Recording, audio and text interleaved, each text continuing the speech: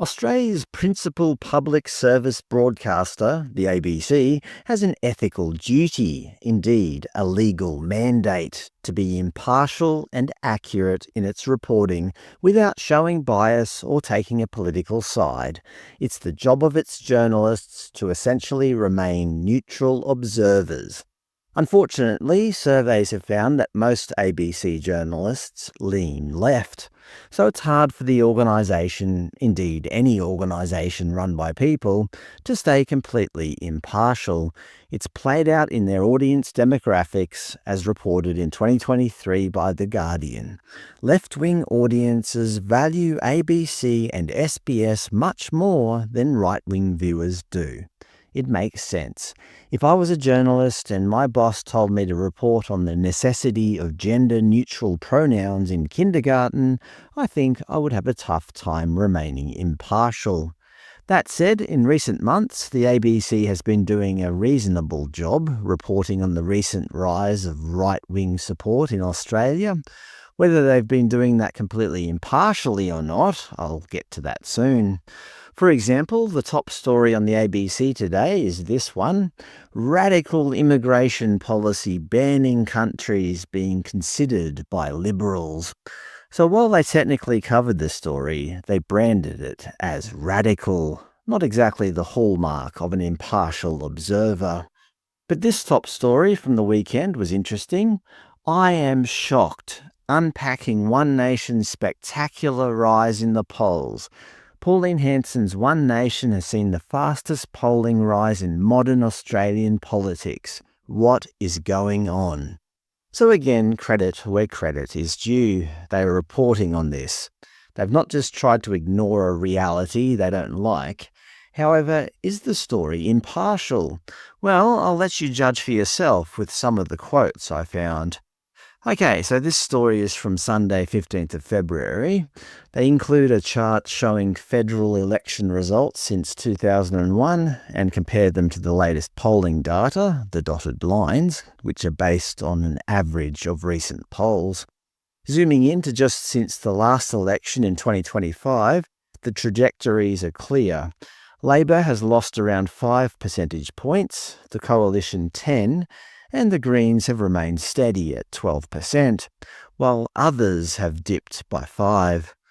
Where have all these points gone? To One Nation, who increased from 6% to 26%. That's a massive 20 percentage point gain. How would you interpret that? Well, I would say that every party, apart from the Greens, no surprises there, is losing votes to One Nation, even Labor. But the focus of the article seems to be on the collapse of the coalition. Redbridge's Cos Samaras is quoted as saying, "I've been warning the coalition, saying this immigration stuff is gonna kill you. But no, they didn't listen. Here we are." And then they ask, who is One Nation winning over? The evidence on this front is clear. It is mostly former coalition voters. Well, I don't know. If you look at the graph, sure, half the loss is from the coalition, but Labor and others make up the other half.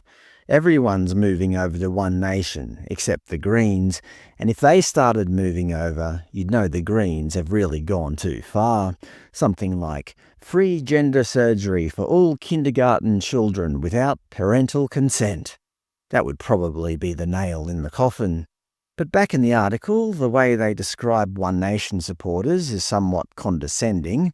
For example, under the heading, "What else do we know about who is changing their votes?" they write, "It's primarily older age, primarily people who don't have a university degree, and it's led by people in regional and rural Australia." So basically, they're calling One Nation supporters uneducated older people. They could have said working-class Australians or those most affected by the cost of living crisis, but instead they went with descriptors that carry a negative social stigma in urban intellectual circles. They of course bring race and the far right into it. They interview a Macquarie University researcher, Kurt Sengel, who said, they want to stop immigration to preserve Australia's culture, Australia's white culture, but they very cleverly link immigration to people's real concerns around housing affordability. Far-right parties, populist parties, tend to be really good at offering simple answers to complex issues. And finally, you thought they'd forgotten the R word. Don't be silly. Immigration, identity, loss of agency because of those urban elites, loss of agency because of those migrants. And there's racism there. It's always there. Racism is always there. So there you go. If you're a far-right One Nation supporter, you're probably white, uneducated and racist. No, the ABC isn't biased.